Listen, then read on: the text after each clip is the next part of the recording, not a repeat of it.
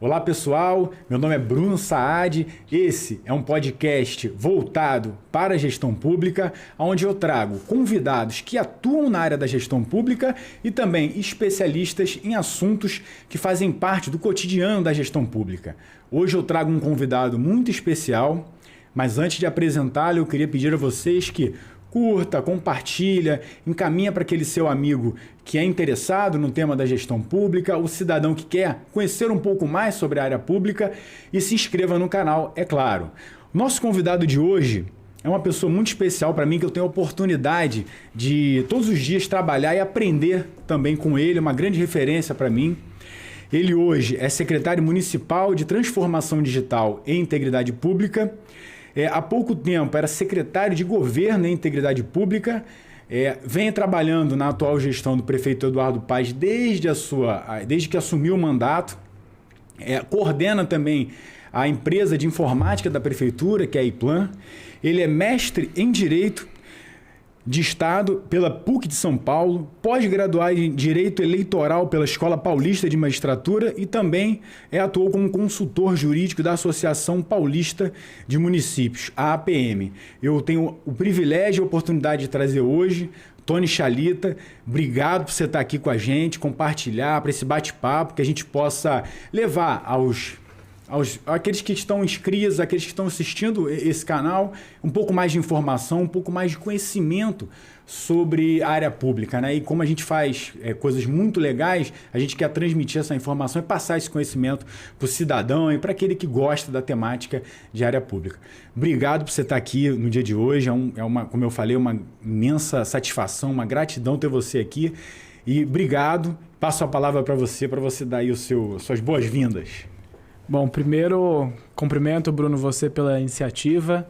Dizer que a régua aqui já começou muito alta. Eu tive a oportunidade de assistir o primeiro episódio, que o nosso presidente do Tribunal de Contas do município trouxe uma visão, eu acho, muito sensível à causa pública e mostra por que a trajetória dele ela foi pavimentada numa perspectiva de alguém que tem esse pulsar das ruas. A capacidade dele também de ter a percepção do que a administração pública precisa prover para o cidadão fez dele alcançar o posto que hoje ele ocupa, exercendo mais do que um trabalho de fiscalização das contas do município como órgão auxiliar da Câmara dos Vereadores, mas eu diria até que uma atuação que a gente diz que o Tribunal de Contas deve exercer e aqui no Rio faz como um verdadeiro cão-guia das ações que o município deve implementar. Acho que as ações de fiscalização elas são importantes, mas a gente precisa entender que dentro das suas funções, o gestor público, os órgãos de controle, a Câmara de Vereadores também, o Legislativo como um todo,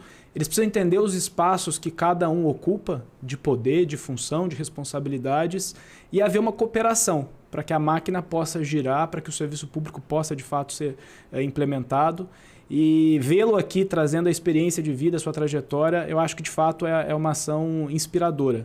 Eu ainda não tive a oportunidade de ver a entrevista do segundo entrevistado, não sei se é spoiler, até porque acho que esse conteúdo aqui vai ser apresentado mais à frente, mas acho que você inicia uma fase também de conversas com representantes do Legislativo, né? O primeiro deles, o vereador Rafael Luiz Freitas, que já é aí um parlamentar muito experimentado, com uma trajetória também de muita entrega para a cidade.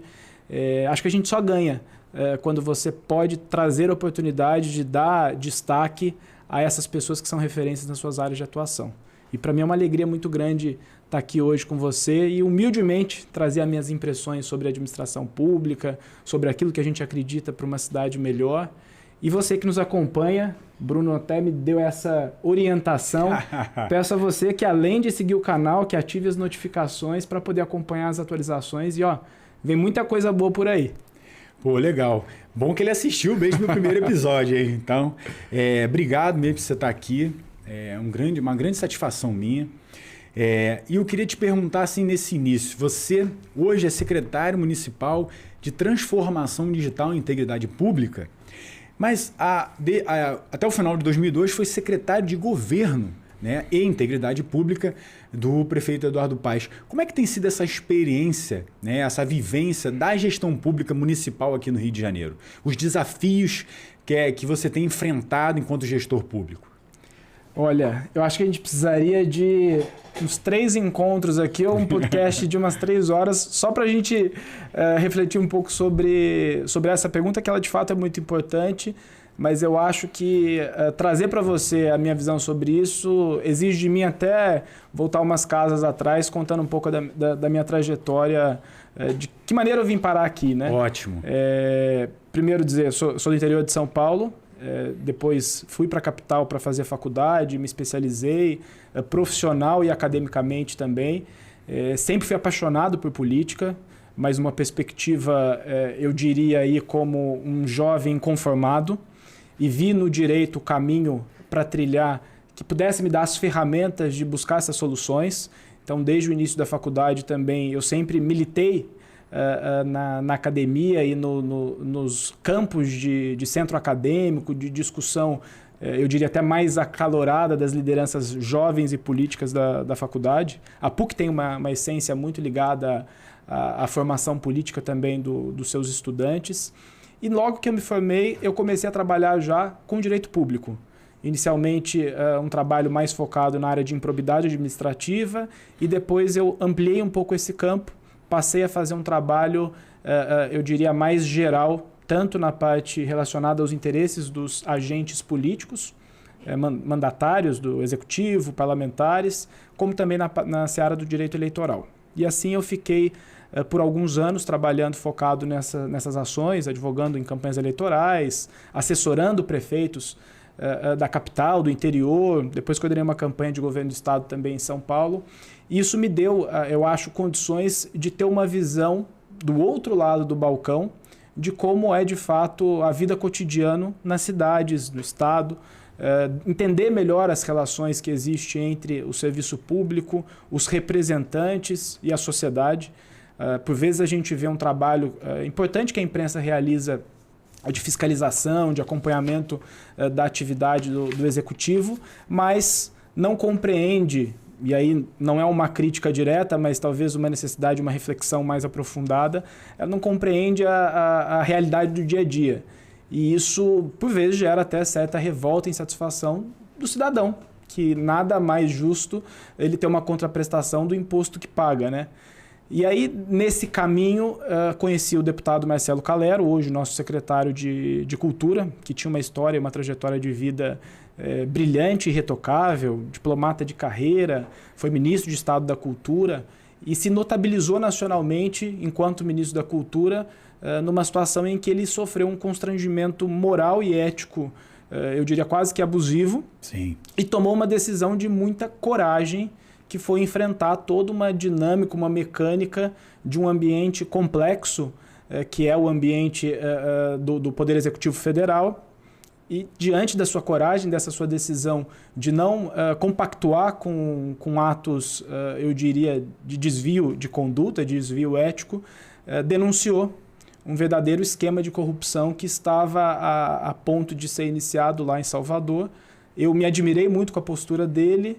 E daquela situação, a gente num evento depois em São Paulo, alguns meses depois, eu o abordei, ele estava participando de um curso de formação de gestão pública, até uma iniciativa muito interessante, que é o Renova Brasil. Eu estava prestando uma consultoria lá e me voluntariei a auxiliá-lo no processo de construção da candidatura dele de deputado federal, e dali nasceu, mais do que uma relação profissional, uma verdadeira amizade. Ele continuou lá o seu trabalho como parlamentar, fez um mandato muito ativo, e disso acho que a gente acabou adquirindo também, eu diria, uma compatibilidade muito grande de valores. Ele no exercício do mandato dele e eu na minha função de advogado, construímos muitas coisas juntos, o auxiliei em diversas demandas judiciais questionando decisões do governo. E aí mais à frente, quando o prefeito Eduardo Paes decidiu mais uma vez lançar o seu nome para avaliação popular no processo democrático e eleitoral, o Calero foi escalado pelo prefeito, que já tinha sido seu secretário de Cultura aqui na cidade. O prefeito escalou para ser o seu coordenador de campanha. E aí, naquele período, a gente também teve uma interação intensa. Quando o prefeito venceu a eleição, o Calero, daquele seu jeito, eu diria até sedutor, me fez um convite e um pedido que viesse auxiliá-lo aqui nas primeiras elaborações dos normativos do início da gestão, né, aquele processo de transição, e mais do que isso, uma missão, eu diria até institucional, para a gente juntos desenhar um programa de integridade para a cidade do Rio.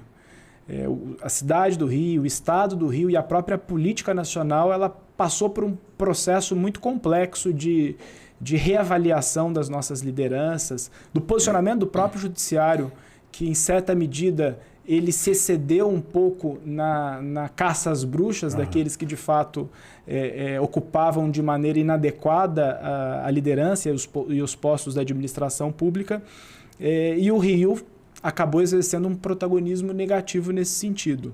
Nós temos aqui um histórico muito complicado no governo do estado de ex-governadores presos.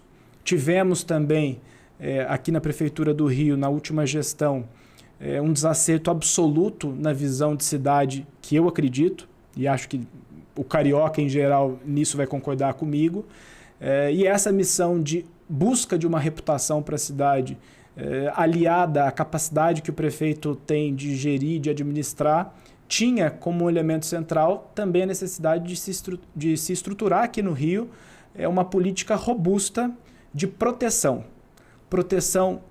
ao cidadão, para que a gente evitasse riscos do cidadão vir a ser confrontado ou sofrer algum tipo de constrangimento por atos de corrupção, buscando vantagens, proteção para os gestores públicos, e nisso acho que a gente tem até a oportunidade daqui a pouco de abordar um pouco esse assunto, mas de maneira geral, garantir dentro da cidade do Rio a implementação de uma cultura de um ambiente mais íntegro, mais saudável, mais ético. E tem sido um grande aprendizado para mim diariamente. Primeiro, estar sob a liderança do prefeito Eduardo Paes, que além de ser um apaixonado pela cidade, é um gestor brilhante, é um gestor que nos motiva diariamente. Isso é uma grande verdade, porque às vezes eu chego muito cedo, aí eu entro lá no prédio, já está o carro dele, né? Já está lá, às vezes eu saio 9, 10 horas. E isso é o horário que ele já chegou, não estou nem contando as mensagens nas 4 da manhã, cobrando as ações da cidade. Isso é uma rotina dele, porque ele... A paixão que ele tem em conduzir o que ele faz. Ele veste essa camisa integralmente. Mas eu diria para você que dessa experiência da administração pública, o que mais me move é a percepção que eu tenho de como, nesses postos de liderança, a gente tem condição absoluta de transformar uma geração com ações bem conduzidas de política pública.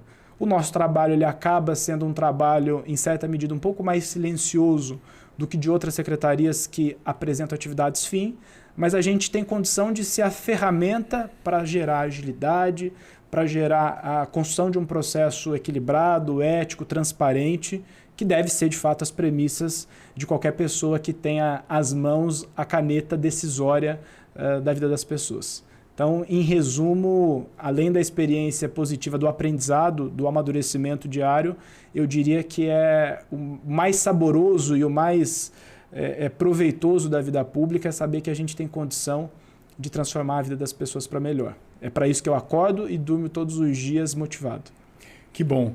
E é muito bom a gente ouvir isso, porque realmente nos motiva a continuar fazendo o nosso melhor todos os dias, né? E aí, falando de bons resultados, né?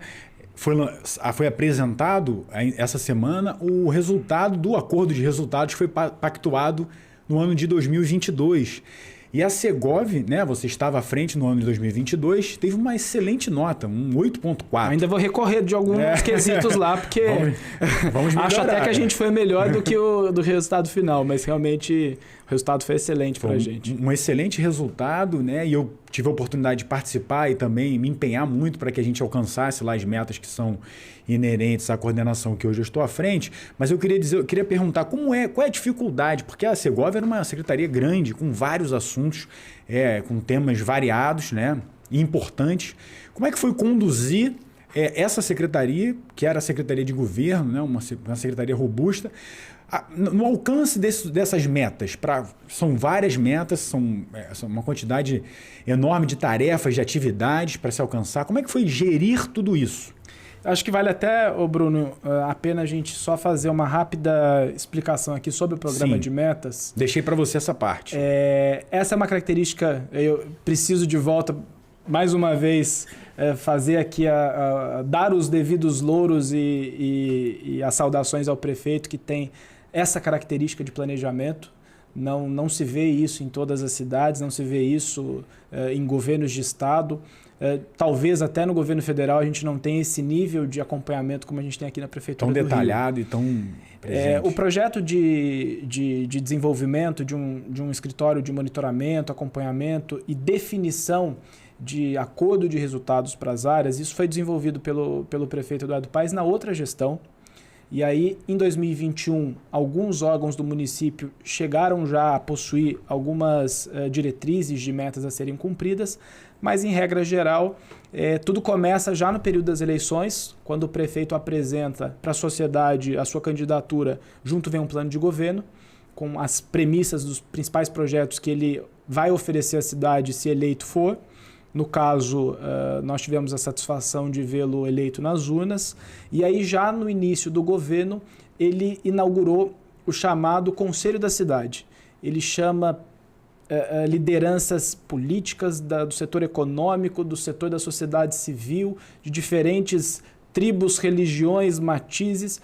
E essas pessoas se reúnem algumas vezes do ano na cidade. Primeiro, a prefeitura tem a oportunidade de apresentar aquilo que ela planeja fazer para a gestão nos 4 anos, e depois o conselho, com essa miscelância de opiniões, de informações, de trajetórias de vida, as pessoas opinam naquilo que a gente vai oferecer como um programa de governo, como um mapa de voo, e essas informações elas são consolidadas dentro da definição do nosso planejamento estratégico da cidade. Em paralelo a isso, dentro desse planejamento, a gente tem metas de tarefas que precisam ser cumpridas para que a gente consiga atingir o objetivo.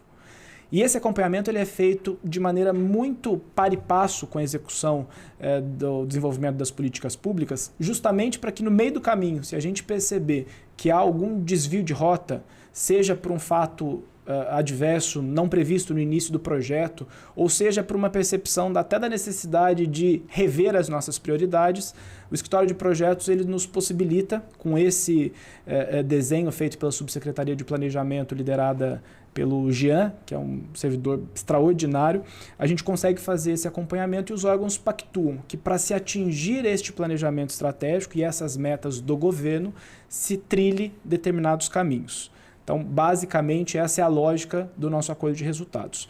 Os órgãos que obtiverem os melhores desempenhos, à luz de umas premissas de cálculo que são desenvolvidas, a depender da nota alcançada, a secretaria inteira ela recebe bonificações que chegam, em alguns casos, até ser um 14º salário.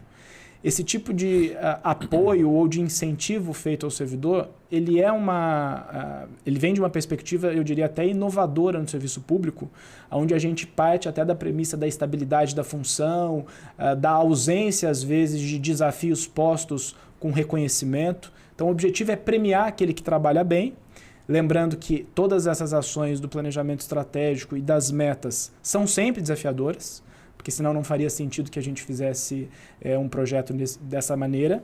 E todas as informações, relatórios, evidências daquilo que está sendo feito são auditadas depois, publicadas em diário oficial. Então é um processo complexo, mas muito robusto, que gera em todos um estímulo adicional para que a gente consiga alcançar essas metas e uma garantia de que o prefeito consiga ter um controle de todas as ações que são mais urgentes para a cidade.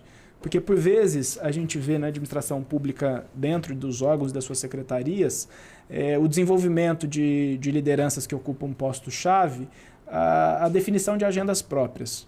Aqui na gestão do Rio, do prefeito Eduardo Paes, a agenda ela é a agenda do município, a agenda da gestão, é uma agenda unificada e, por esse motivo mesmo, a gente consegue, com esse mecanismo, fazer com que todos remem para o mesmo objetivo.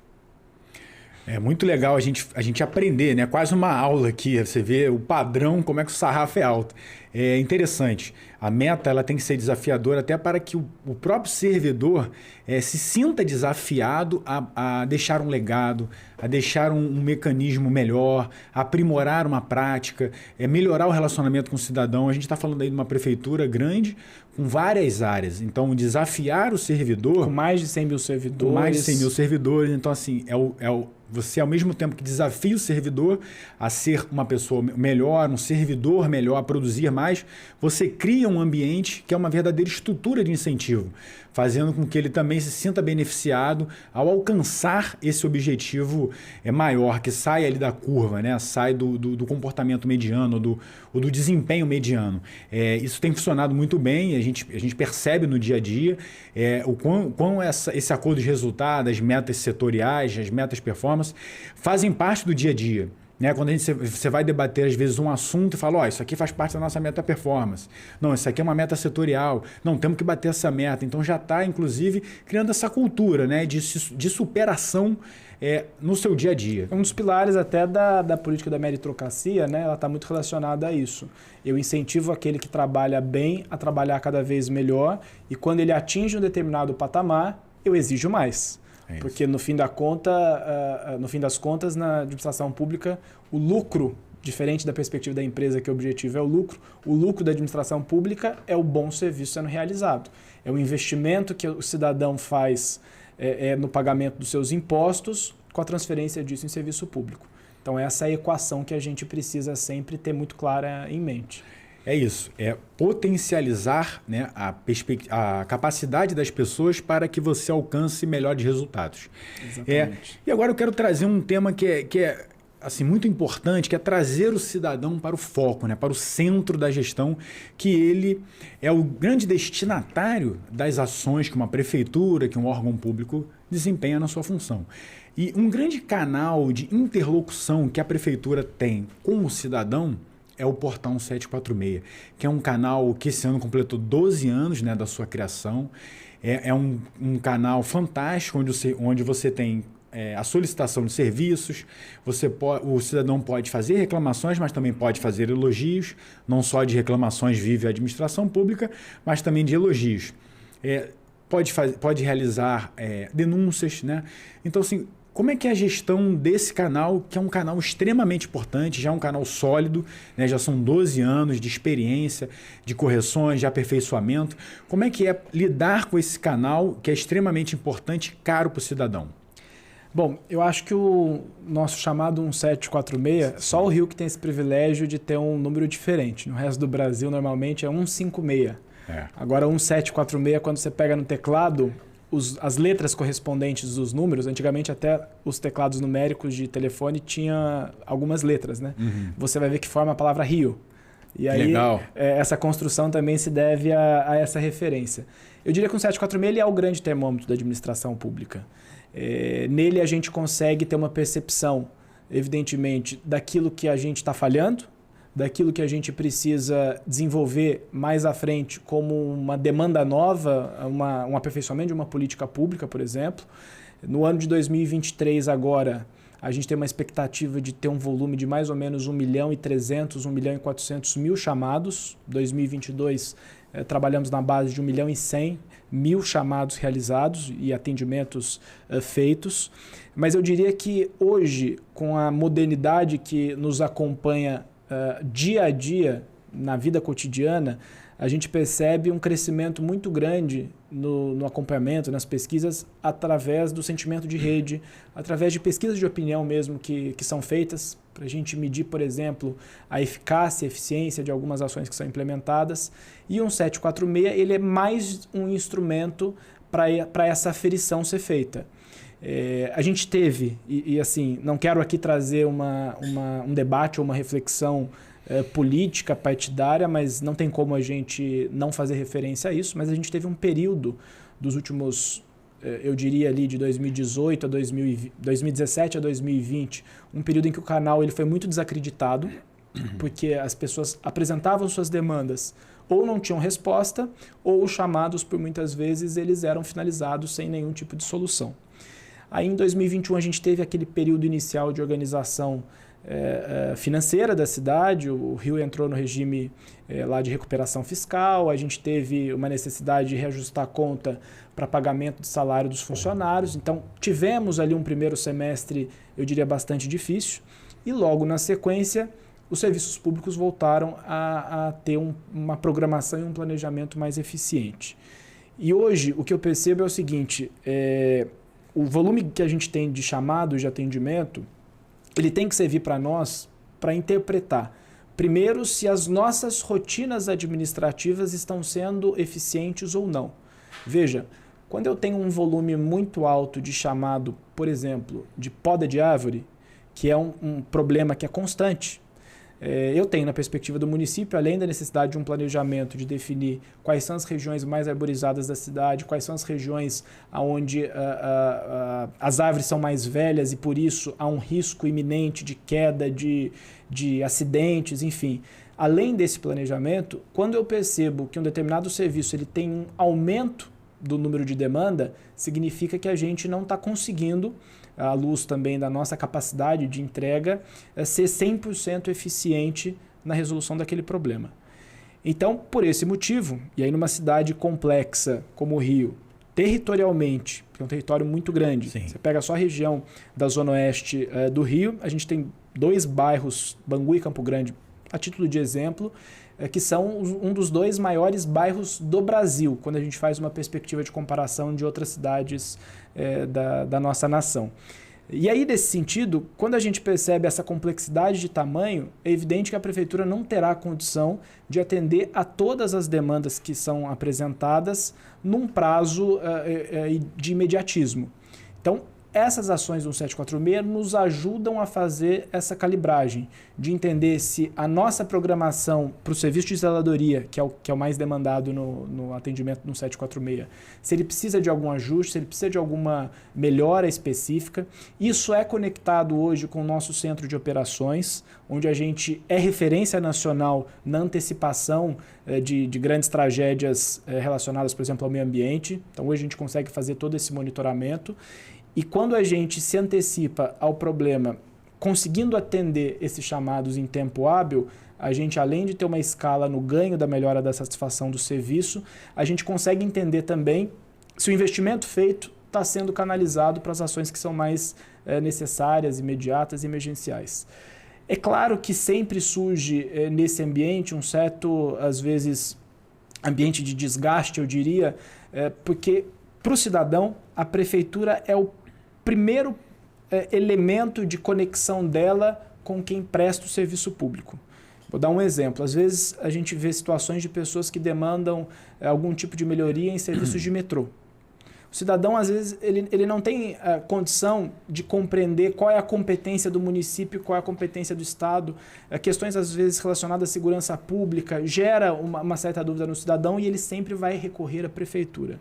Que é quem está mais próximo. Por isso que a prefeitura tem essa característica de ser o grande zelador da cidade. Sim. E aí o 746 ele é esse canal para atender esses chamados, ele é o canal para fazer o atendimento também pessoalizado de algum serviço especial que o cidadão precise para ele. É o canal de informação, que é onde as pessoas também buscarão informações gerais que precise sobre, sei lá, postos de saúde, locais de vacinação. A gente teve um volume, por exemplo, muito grande de demanda relacionado a informações sobre vacina no período da pandemia, sobre atendimento de postos de saúde, a questão do transporte público. Passamos a incluir dentro do nosso serviço de 746 a possibilidade das pessoas apresentarem demandas sobre ar-condicionado nos ônibus, que é uma realidade aqui do Rio no período de verão mais latente.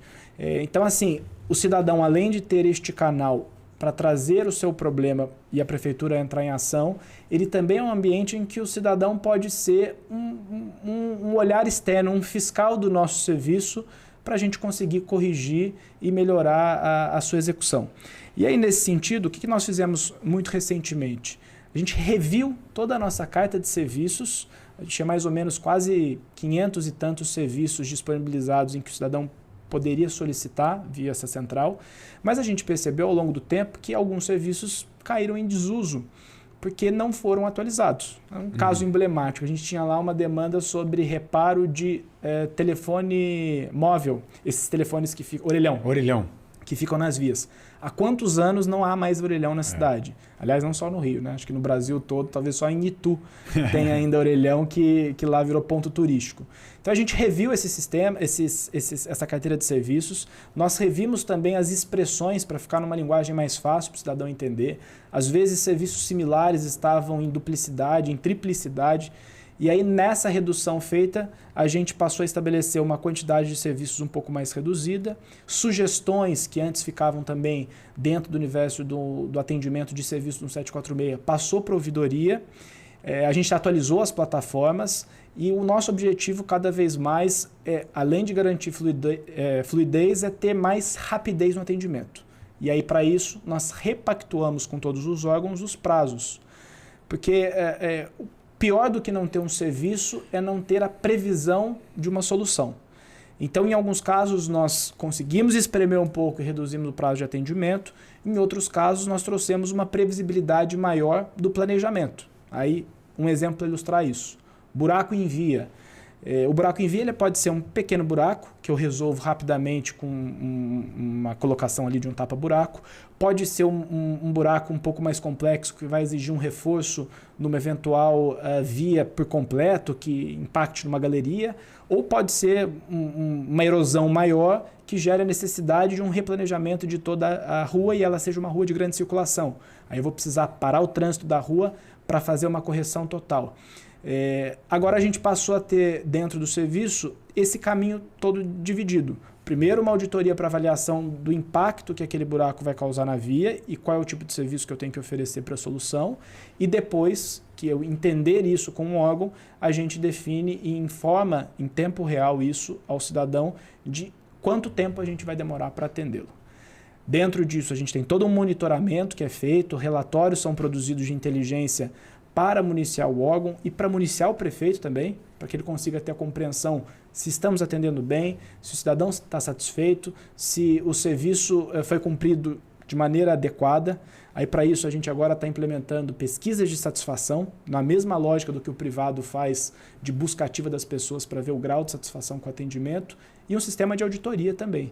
Porque, às vezes, a gente tem situações que um determinado serviço ele é demandado e o órgão, dentro da sua perspectiva de trabalho, ou com uma empresa contratada terceirizada, não realiza adequadamente o serviço, ou eventualmente o inicia e por uma emergência segue para uma outra missão e não volta. Então, com essas ferramentas de controle do chamado, acompanhamento de prazo, avaliação de satisfação do usuário e uma auditoria para ver se o serviço está adequado, isso para o município é importante também porque a gente vai pagar o fornecedor e quando eu pago o fornecedor sabendo se ele executou bem ou não, é um investimento público sendo bem gasto, ou eventualmente até para glosar um contrato, a gente consegue ter uma segurança melhor de que o dinheiro do contribuinte está indo para o lugar certo. Foi muito rica a sua fala e a gente pode destacar aqui vários pontos de quão relevante é essa interlocução com o cidadão em um canal tão importante como o 746. A gente falou de termômetro, para o gestor ter um termômetro de como está a gestão que está sendo aplicada ali no município. A gente falou da proximidade, né, de ouvir, entender a satisfação do usuário, que é o cidadão desse serviço. E a gente falou de um olhar também de monitoramento da prestação do serviço sob a perspectiva do fornecedor, né, o fornecedor que presta o serviço. Então, assim, me parece que nós estamos cumprindo bem, enquanto órgão público, esse papel de interlocução com o cidadão, que solicita serviços.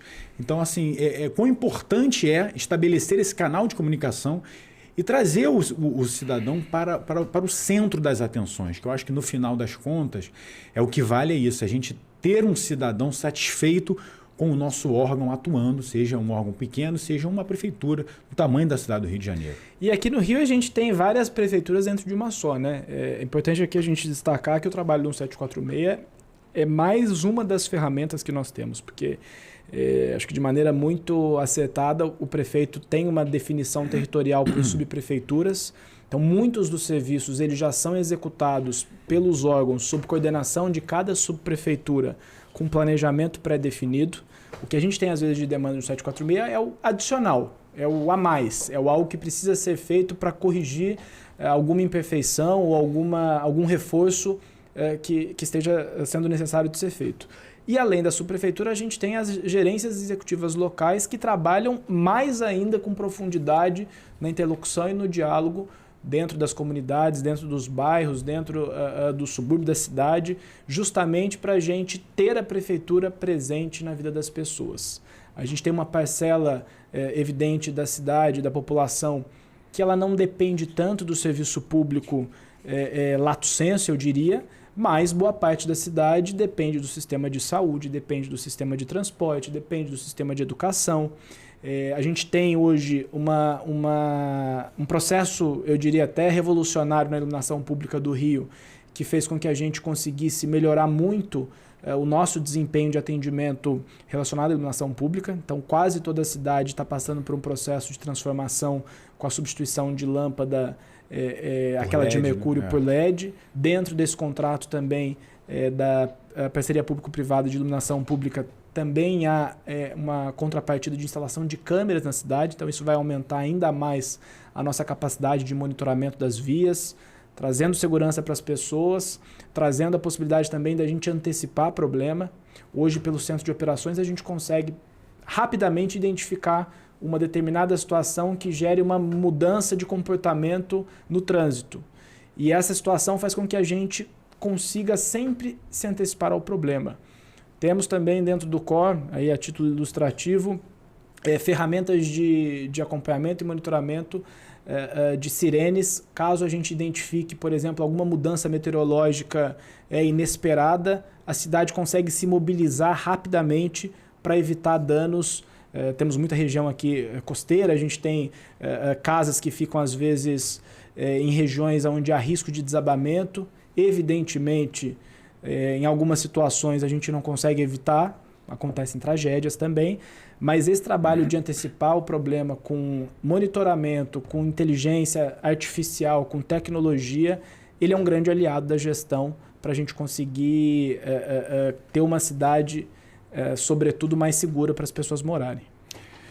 Legal, muito interessante.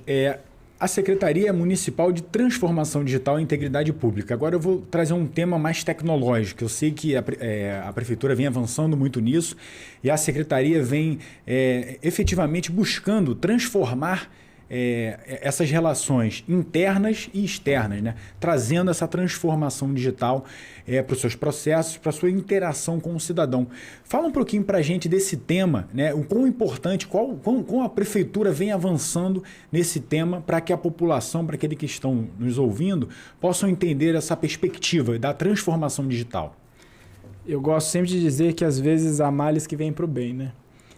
No início aqui a gente falava da nossa experiência na Secretaria de Governo, que tinha pautas das mais diversas possíveis, e isso fazia também com que a gente precisasse se debruçar sobre muitos temas ao mesmo tempo, sem se concentrar talvez nessa agenda que é uma agenda essencial hoje no momento que a gente vive, não só no Brasil, mas no mundo todo.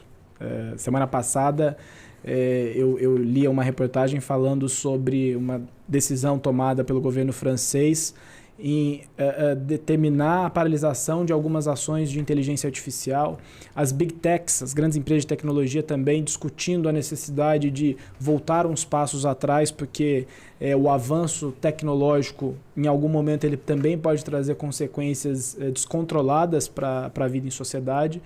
E aqui no Rio, no mês de agosto do ano passado, a gente foi submetido a um ataque criminoso, hacker, que fez com que a gente, por prudência, e isso a gente precisa também tirar o chapéu para a nossa equipe lá da IPLAN, que são técnicos de altíssima qualidade, extremamente qualificados, tomaram a decisão de desligar os nossos servidores quando esse ataque hacker foi encontrado no nosso monitoramento que é feito diariamente lá. Isso inclusive aconteceu na madrugada de um domingo para uma segunda-feira.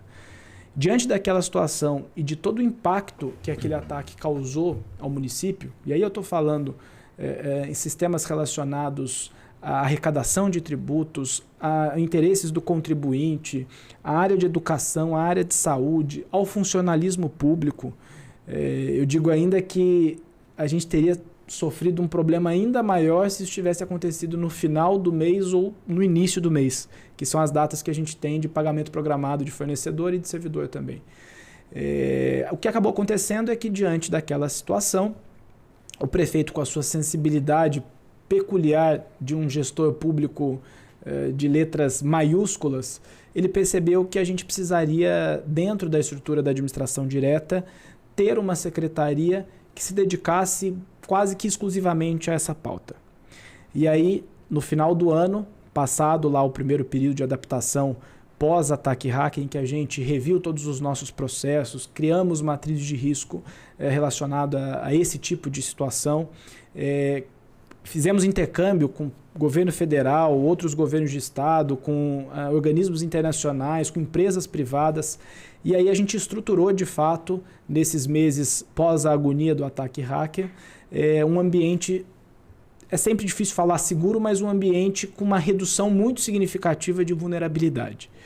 E aí criamos a Secretaria, por determinação do prefeito, de Transformação Digital. Junto com ela veio a nossa pauta de integridade pública, que para mim mais do que nunca está claro a verdadeira integração que existe entre a tecnologia com a integridade. Acho que depois até a gente pode debater um pouquinho esse tema. Mas desde então a gente vem se esforçando muito para oferecer essas soluções, tanto de um ambiente de governança mais eficaz e mais consistente para a prefeitura na pauta de tecnologia. Esse é o assunto da vez no mundo todo. Sim. O Brasil, nos últimos anos, ele caminhou bem na discussão de governo digital, muito em razão da pandemia. Então, a gente precisou impor uma energia adicional e investimentos também altíssimos no tratamento dessa situação. Então, a plataforma GovBR, ela hoje é uma das melhores plataformas do mundo em serviço público, e há uma tendência mundial da transformação do serviço analógico para o serviço digital como uma demanda urgente. Cada vez mais as pessoas precisam ter a solução na palma da sua mão. E aí, em janeiro de 21, antes mesmo da gente começar essa perspectiva de uma criação de secretaria especial com essa finalidade, a gente veio desenvolvendo o Processo Rio. É até assustador ter que dizer isso, mas até janeiro de 21, o Rio era 100% quase no papel. Aí a gente montou todo um programa e um planejamento de transição, na mesma lógica do que o próprio judiciário no Brasil fez, iniciando para expedientes novos, definindo e mapeando quais secretarias tinham condições operacionais de iniciar primeiro esse processo, mas a partir do momento que isso foi implementado, a gente estabeleceu um calendário e esse calendário obrigatoriamente precisou ser cumprido. E os resultados que a gente já tem encontrado são extraordinários. Hoje a gente tem aí um volume de, eu diria, 2 milhões de expedientes ano já feitos em formato eletrônico. E só nesse primeiro período aí de medição que a gente fez, quase 15 milhões de reais economizados em dinheiro público só com papel. Nossa, você imagina o tempo de trabalho do servidor, imensurável, deslocamento de processo de um lugar para o outro e o tempo. Porque qual é o grande problema também que a gente enfrenta quando está com o mundo todo analógico? Não há um tempo não é possível você controlar o tempo de execução de um processo administrativo. E estou falando aí de processos administrativos de diferentes naturezas, né? Então o processo eletrônico ele dá para a gente, primeiro, uma garantia de previsibilidade e monitoramento, e aí entra o aspecto da integridade também. Eu consigo saber, por exemplo, se um processo está parado num órgão há tanto tempo, e a partir disso fazer uma investigação para entender a razão disso.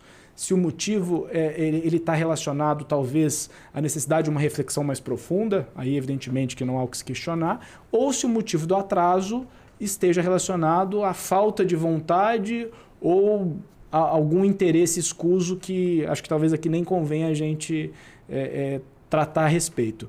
Mas fato é que todo esse processo de transformação digital já vem sendo sentido por nós de maneira, eu diria, muito rápida. Ele é um processo silencioso, ele é um processo custoso, não é barato tecnologia, e mais do que isso, trabalhar a inovação num país como o Brasil, que tem uma série de amarras legais que exige sempre, além da eficiência, a busca da economicidade, às vezes a gente vai fazer um investimento numa determinada solução tecnológica que ela ainda não tem uma prova, uma garantia de que ela será eficiente. Mas é preciso investir para que a gente consiga, no erro, na tentativa, alcançar os objetivos. Um primeiro caminho para isso eu vejo na lei das startups, que criou lá as premissas para o sandbox regulatório, que aqui no Rio também a gente já tem trabalhado um pouco isso, que é para ideias inovadoras a gente ter um ambiente de testagem e aprimoramento sem a necessidade de ter regras que o regulamente. Então, assim, toda ação de inovação, além às vezes de custosa e silenciosa, ela exige daqueles que estão aplicando essas soluções tecnológicas uma paciência também em ter a compreensão de que nem todas aquelas soluções serão eficientes. Então a gente tem tido muito cuidado nisso, em consultar muito a academia. Então temos dialogado muito com as universidades e o Rio tem referências aqui, o FRJ, a PUC do Rio, a UERJ, outras universidades privadas também que a gente tem dialogado bastante além da PUC, justamente para que a gente possa ter sempre a possibilidade de ouvir reflexão de pessoas desinteressadas com qualquer resultado econômico em vender um produto ou uma solução. Então eu diria que hoje essa é uma agenda para a prefeitura muito importante, porque cada vez mais a gente percebe que escalar o resultado da política pública dependerá de investimento em tecnologia, e temos trabalhado também, evidentemente, na qualificação dos nossos servidores. Então tem uma série de cursos de formação e trilha de conhecimento que a gente deve apresentar nos próximos meses, e a segurança da informação. Isso é fundamental. Aí entra uma outra discussão que vai ter que ser num próximo bate-papo aqui, sobre LGPD, sobre proteção de dados. O poder público hoje é o maior detentor de informação das pessoas. E, mais do que claro, que o petróleo desse período que a gente vive é a informação. É a informação, sem dúvidas. É isso. O que mais que a gente tem aí? Não, ótimo ouvir tudo isso. E é bom que o cidadão, né, tenha noção do quão a administração pública tem se esforçado para cumprir lá a sua atividade fim, seja criando um ambiente tecnológico melhor que facilite a prestação do serviço, e também o olhar para dentro, né? Também é muito importante para tornar mais eficiente o dia a dia ali, facilitar a vida do próprio servidor. Agora eu quero avançar num tema que é muito importante, não puxando a sardinha, claro, mas é um tema que, inclusive, o nome integridade pública, essa expressão foi introduzida, né, no nome da Secretaria. Tem gente que acha que é até palavrão, mas não é não. O objetivo é nobre. Exato. Eu acho que a Prefeitura foi muito feliz ao trazer a palavra integridade pública para o nome da sua principal secretaria no ano de 2021, que foi a Secretaria de Governo e Integridade Pública. Agora ela vem para o nome da Secretaria Municipal de Transformação Digital e Integridade Pública. Ou seja, a Prefeitura comunica não só para o ambiente interno, para os seus servidores, que a pauta integridade pública é uma pauta muito importante para ser trabalhada no ambiente interno, mas também comunica para o cidadão e para os órgãos de controle a relevância desse tema para a Prefeitura. E ao passo seguinte, ela edita normas, decretos, né, que trazem processos contendo procedimentos de análise de integridade, trazendo isso para, por exemplo, a nomeação dos agentes públicos na Prefeitura. Eu sei que é um trabalho árduo. Você sabe mesmo, Bruno. Você sabe mesmo. Que a gente trabalha no dia a dia, isso é uma da nossa atuação. E o quão difícil é o aculturamento, né, da integridade pública. Porque a integridade pública não é só um tema filosófico para você debater e aí ficar naquela conversa, a integridade pública é um tema relevante, não. A integridade pública ela tem que fazer parte dos procedimentos diários. E eu sei que é um grande desafio, né? Como é que vem sendo esse desafio inicial aí nos processos de nomeação? Que a Prefeitura do Rio hoje se tornou uma grande referência ao fazer a análise de integridade de praticamente todas as suas nomeações. Como é que tem sido isso? Como é que tem sido esse processo de aculturamento na Prefeitura do Rio? Acho que esse é um tema que dá um livro. Sim. Acho que a primeira reflexão importante da gente fazer quando a gente trata desse programa que a gente desenvolveu, que tem ainda uma série de aprimoramentos a serem implementados, toda inovação, e aí cabe aqui também toda inovação, toda novidade, tudo aquilo que é produzido sem uma referência anterior, ele gera a necessidade de um período inicial de amadurecimento. A gente ainda vive esse período. E aí, quando a gente criou o nosso programa, muito inspirado até no programa de compliance que a Petrobras desenvolveu depois daqueles escândalos lá do chamado Petrolão, a gente tentou adaptar com algumas premissas similares. Trouxemos também a experiência e o modelo da lei anticorrupção naquilo que cabia, a experiência do setor privado, daquilo que empresas também desenvolvem nas suas atuações, e isso gerou a construção de alguns produtos. A gente levou a consulta pública e publicou um decreto criando um código de integridade dos nossos servidores públicos, em que a gente estabelece lá premissas muito modernas sobre diversos temas relacionados aos direitos dos servidores, às suas responsabilidades, até discussões sobre temas tão atuais e importantes de serem debatidos como combate ao assédio, combate à discriminação, seja ela religiosa, sexual, enfim, racial. Todas essas ações a gente já começou a discutir na elaboração desse primeiro texto. E, junto com isso, nós percebemos que a gente precisava desenvolver uma política dividida em alguns pilares.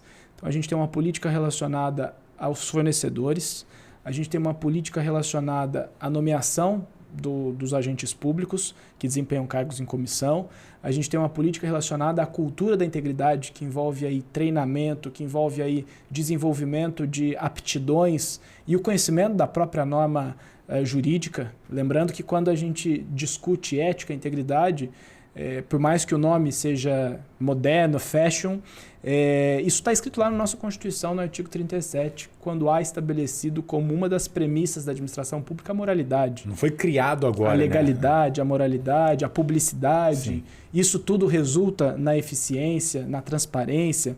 Enfim, então, partindo dessa perspectiva, eu acho que o primeiro grande ponto que a gente tinha uma preocupação de transmitir é que o objetivo do nosso trabalho ali não foi fazer caças bruxas, não foi julgar as pessoas pelas suas condutas ou pelas suas ações, mas antecipar os problemas e preparar o nosso corpo de servidores e a própria sociedade de que a partir do momento que aquelas ações estariam sendo implementadas, isso também tem evidentemente a parte de gestão de riscos, que é uma outra pauta que você tem trabalhado magnificamente bem, mas preparar as pessoas para compreender a importância de se respeitar esses princípios. Qual é a consequência disso?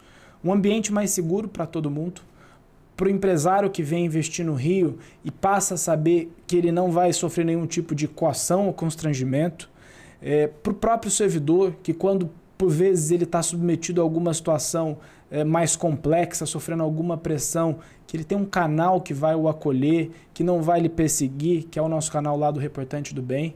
Para o cidadão, que agora, se apresentar uma denúncia, ele tem lá o nosso canal anticorrupção, que ele pode, com a garantia de sigilo, tanto dos servidores quanto do cidadão comum, ele pode oferecer também a sua denúncia sem risco de nenhuma perseguição, retaliação, enfim.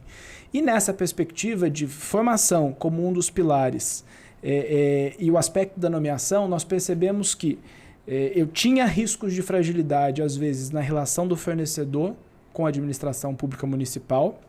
E aí a gente tem um histórico complexo, como eu disse, na política brasileira dessas relações. Eu tinha também uma outra necessidade de avaliação sobre o corpo de servidores que estariam trabalhando conosco. Não estou falando aqui dos servidores efetivos, evidentemente, estou falando daquelas pessoas que venham ocupar uma função de direção ou assessoramento, os chamados cargos de confiança. É evidente que os servidores de carreira que, porventura, não ocupem hoje uma função de comando, eles não estão submetidos ao escrutínio preliminar do seu histórico de integridade, com exceção daquele projeto que a gente está desenvolvendo, que é da avaliação da evolução patrimonial, que é aquele programa do CISPATRI, mas para todos os outros servidores que venham ocupar a função em cargo em comissão, a gente tem essa avaliação preliminar. E por que motivo isso? Primeiro, para que a gente consiga fazer um mapeamento até de risco, entender perfil, entender o histórico daquela pessoa, se alguém que porventura tenha há 1 ano, 2 anos atrás exercido uma outra função numa outra cidade e lá possa por qualquer razão ter sofrido uma condenação e ainda esteja respondendo ou esteja sendo investigado. O gestor, às vezes, aqui na posição, caso do prefeito ou de secretários, ele não consegue ter a dimensão de todas as pessoas que compõem o grupo que está ao seu lado. Então, esse é um mecanismo de proteção para todos. É para a sociedade, porque dessa maneira a gente consegue evitar um risco reputacional para o nome da cidade, para a prefeitura. É uma proteção para o gestor direto, que por vezes, às vezes, ele não conhece o histórico daquela pessoa que ele coloca ali ao seu lado para desempenhar uma função de confiança. E é uma proteção também para os servidores que estão na prefeitura, para que a gente evite, às vezes, que uma laranja podre crie um problema mais complexo e gere uma crise, gere algum tipo de problema maior. Então, esse trabalho da avaliação preliminar é justamente para aqueles que desempenharão essa atividade de direção e assessoramento em cargos em comissão, estejam seguros que a gente vai acompanhar o desenvolvimento do seu trabalho. Pensando na eficiência, pensando na ética, pensando, evidentemente, no bom desempenho de cada uma das suas atividades. É claro que isso traz consigo uma demanda grande da avaliação. Então, a gente contratou plataformas de dados abertos para fazer toda a colheita de informações, a gente apresenta uma série de questionamentos para definir perfil, para entender grau de risco que cada posição tem à luz das indicações dos nomes que são desempenhados, e os resultados eu acho que eles já são bastante expressivos. Como eu disse no início, a gente tem uma missão que ela tem que ser silenciosa. Tanto a área de transformação digital, o resultado ele é percebido às vezes de maneira cotidiana quando eu vejo um serviço já implementado, mas isso não gera grande impacto imediato. E no caso da integridade, quanto mais silencioso a gente desenvolver o nosso trabalho, melhor certamente será o resultado. Qual é o nosso objetivo? Evitar o desgaste da imagem da cidade, evitar o desgaste da imagem do detentor de poder, do prefeito, dos secretários. Então, se a gente já passou esses 2 anos e meio de gestão com essa tranquilidade de que as nossas ações, além de acertadas, passaram pelo crivo dos órgãos de controle sem nenhum tipo de problema ou questionamento, pela Câmara de Vereadores que avalia as nossas contas, pelo Ministério Público que também faz um trabalho de avaliação dos interesses da coletividade, eu acho que o nosso trabalho, então, ele pode ser sacramentado como efetivo. Então, esse é o nosso objetivo final. Não, muito, muito interessante e essa é uma bandeira, né? A integridade ela não veio para atrapalhar o gestor a desenvolver a sua atividade. Pelo contrário, a área de integridade, a área de compliance, ela caminha ao lado do gestor, dando segurança a ele para que ele possa executar a sua atividade, a sua tarefa, minimizando os riscos reputacionais, impedindo ou buscando, né, que condutas desonrosas, condutas ilegais, uma possível corrupção venha a acontecer. E também tem a perspectiva do próprio servidor, como você bem falou. É muito mais confortável para mim, enquanto servidor, saber que estou trabalhando ao lado de pessoas que passaram por um processo de análise, né? Uma pesquisa de histórico de integridade e já me dá uma segurança maior de saber que posso aqui o meu risco de uma conduta ilegal, uma conduta incorreta, né? Porque ela às vezes reflete toda uma estrutura, né? Exato. E também é bom para o cidadão, porque para o cidadão que paga ali o seu tributo, os seus impostos, saber que a prefeitura ela busca servidores com uma conduta ilibada, com um histórico reputacional positivo, também é extremamente importante para ele saber que o dinheiro dele está sendo bem empregado, inclusive na hora de contratar servidores. O nosso tempo está quase ali no final, mas eu queria, como a gente teve uma conversa aqui bem rica, a gente falou sobre assuntos importantes, sobre transformação digital, sobre integridade, sobre relacionamento com o cidadão. Eu queria que para a gente finalizar aqui a nossa conversa, dado o nosso tempo, você falasse aí o que tem mais de bom para vir, qual é a perspectiva, o que a gente ainda pode avançar, porque a gente tem que seguir sempre em frente. Vamos ter que pedir prorrogação aqui no tempo. Mas rapidamente, até antes de uma fala final aqui de agradecimento a você, acho que tem alguns projetos legais que a gente depois, numa outra oportunidade, também pode detalhar um pouco mais. Um deles é o chatbot que a gente está desenvolvendo com inteligência artificial, que é para facilitar e melhorar o fluxo de informação do cidadão com a prefeitura. A gente deve lançar em breve, estou dando até um spoiler. Em primeira mão, hein? Aqui no canal, hein? É isso aí. A gente deve, em breve, lançá-lo junto até com tecnologia do chat GPT, que vai ser focado na nossa carteira de serviços, então não tem risco de ter informações equivocadas ali. O chatbot acho que é uma entrega importante. O peticionamento eletrônico, então muitos serviços que o cidadão hoje demanda precisando colocar a barriga no balcão da prefeitura, ele vai ter a oportunidade de fazer agora online. Então a gente já começa uma primeira etapa já nas próximas semanas e ao longo do ano várias fases de implementação disso. Em quase todas as secretarias a gente já vai ter essa disponibilização de serviços. E além disso a gente tem para a área de integridade em breve aí o lançamento de uma política bastante robusta do relacionamento do município com o prestador de serviço. Isso vai envolver a definição de um grau de risco de integridade dos fornecedores, para que a gente também consiga fazer o mapeamento e a gestão dos riscos. Isso vai envolver uma avaliação mais estratégica. Às vezes um processo de contratação está todo regular, mas hoje aquele que quer fazer o mal feito, ele é tão sofisticado que se a gente também não tiver uma sofisticação na avaliação desse prestador de serviço, desse contrato, a gente acaba às vezes sendo submetido a algum ato de corrupção, algum desvio, que só lá na frente vai ser descoberto.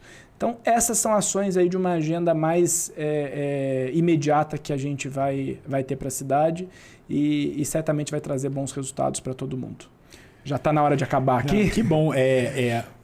Foi muito rica, né, essa nossa fala, o nosso bate-papo, porque quantos assuntos importantes a gente pôde passar aqui para o nosso ouvinte, para o cidadão, para aquele que está lá no município, às vezes menor, e vê uma boa prática da Prefeitura do Rio, como às vezes eu me comunico com vários gestores do Brasil inteiro, através de um programa de mentoria que eu participo, e aí eles pedem ajuda porque eles querem avançar no tema da governança pública, na integridade pública, na governança nas contratações, no planejamento. A rede de cooperação ela é fundamental entre as cidades. Essa rede funciona e como é importante a gente poder difundir o que a gente faz de bom. Eu acho muito importante, a gente é muito massacrado às vezes, né? Inadvertidamente ou com pouca informação, e a gente aqui pode falar coisas importantíssimas que a gente precisava falar aqui para o cidadão, para o ouvinte. Então, parabéns por essa nossa fala. Eu acho que foi enriquecedor para todos que participaram, que ouviram aqui a nossa conversa. E devolvo para você para essa palavra final e mais uma vez eu agradeço a sua presença aqui. Para mim é uma alegria tê-lo conosco. Você, Bruno, que até é importante destacar aqui, o Bruno, servidor de carreira do Estado, policial civil, com uma carreira e uma trajetória extraordinária. Você estava no Tribunal de Contas antes? Não, eu estava no MP, lá numa coordenadoria de investigação de agentes de furo, né? Atuando na atribuição originária do órgão de fiscalização lá do Ministério Depois Público. Fui com a controladoria, fundar a controladoria. Lá na polícia. E tê-lo conosco hoje na prefeitura, primeiro que mostra esse perfil de um servidor, eu sempre gosto de usar a expressão inconformado. Sim. Um servidor inconformado inquieto. Porque poderia... a bem da verdade, no desempenho das suas atribuições na Polícia Civil, seguir uma rotina de trabalho, eu diria, mais tranquila. Uma zona de conforto, né? Mais bem definida, com horário de chegada e saída. Não que a polícia não trabalhe muito, mas evidentemente que quando você já consegue desenvolver uma rotina de trabalho, você ganha uma certa tranquilidade na vida, mas você é um ser inquieto e inconformado também. Então, tê-lo conosco no nosso cotidiano traz para a gente uma experiência de alguém que tem esse faro também de investigação, de arregaçar as mangas e, enfim, encarar o desafio de frente, como um servidor modelo que a gente quer ter conosco no nosso time da Prefeitura. E dizer que essa iniciativa ela é, sem sombra de dúvidas, uma ação evidentemente que nos desperta uma série de reflexões. Você trazer aqui a visão de um presidente do Tribunal de Contas, um representante da Casa Legislativa, um representante do Executivo, aí você estava me contando aí, eu não vou aqui anunciar, outros perfis de pessoas que também vivem e respiram a administração pública, que, sobretudo, é uma vocação. Eu costumo dizer que a administração pública é um sacerdócio. A gente se casa de tal forma com o trabalho que a nossa vida ela acaba sendo pautada sempre pensando na melhora do serviço público. Eu, às vezes, no final de semana, vejo, por exemplo, uma luz apagada, em que pese essa não seja uma atribuição primária minha, eu me sinto no dever e na responsabilidade de acionar os órgãos para tentar resolver aquilo. E essa é uma determinação também do prefeito para todos os seus secretários. Ele nos diz sempre, secretário que dentro do seu cotidiano de vida vê uma coisa errada e não aciona os órgãos responsáveis, não entendeu ainda a lógica do nosso trabalho aqui. Então, acho que a gente trabalhar num ambiente com lideranças inspiradoras e com pessoas que estejam com essa sintonia de levantar, acordar e dormir todos os dias querendo melhorar a vida das pessoas, isso faz toda a diferença. E ter esse canal, esse ambiente de discussão, trocar experiências, a gente falou aqui de uma série de programas que a gente está desenvolvendo, muitos deles se deram à luz de reflexões de outras cidades. Não tem problema, às vezes, a gente copiar uma boa ideia de alguma cidade, de algo que funcionou e deu certo. Por isso até que essas cooperações elas são fundamentais. E ter nesse ambiente virtual aqui um espaço para essas reflexões, eu acho que a gente só ganha com isso. É um investimento, eu sei que você tem feito do seu tempo nesse projeto, que o resultado ele é nítido que vai ser muito evidente em pouquíssimo tempo. E que possamos levar essa mensagem para outras cidades, para outros estados, para outras pessoas, e não apenas ser referência para elas, mas também disso a gente colher outras parcerias aqui para o Rio. Eu sou um paulista já encariocado e tenho uma satisfação muito grande de poder estar contribuindo cada dia mais, com um pouquinho, com uma sementinha para a melhora dessa cidade maravilhosa. Que bom ouvir isso. Realmente ser servidor público, você tem que ser vocacionado. E aquela vontade de você acordar, querendo fazer o seu melhor pelo seu município, pelo seu estado, pelo seu país de uma forma geral, é extremamente gratificante. Quando a gente consegue realizar algo que impacta a vida do cidadão, que melhora o dia a dia. Então, assim, eu tenho muito orgulho de ser servidor público, de levantar essa bandeira, de ter hoje esse canal aqui aberto para que outras pessoas que também atuam na área da gestão pública ou que são especialistas em temas voltados para a área pública, que eles possam vir aqui também para falar a sua prática, falar a sua boa prática, sua experiência. Essa troca ela é muito importante porque tem muita gente boa todo dia acordando muito cedo, dormindo muito tarde, tentando fazer o melhor. E é isso que me motiva, essa é uma grande referência que eu tenho, sua, né, enquanto liderança também. Eu o parabenizo pela essa importante liderança que você tem sido à frente da nossa secretaria, né? Sempre motivado, sempre querendo fazer o melhor, sempre estimulando também de todos que busquem o seu melhor, né? Todo dia a gente tem que achar a nossa melhor versão, né? É isso aí, desafiando a todos, né? Sempre a ser melhor do que o dia anterior. E é isso. É um trabalho que a gente está desenvolvendo. Espero que você que está nos assistindo curta, compartilha, se inscreva, manda para aquele seu amigo que é interessado no tema, no assunto, para que a gente possa dar continuidade a esse trabalho. Tá faltando o seu mantra. É isso, agora. E aquele mantra que eu falo nas nossas reuniões, nas apresentações, nas palestras, firmes e sempre em frente. Vamos nessa. Um abraço. Um abraço. Tchau, tchau.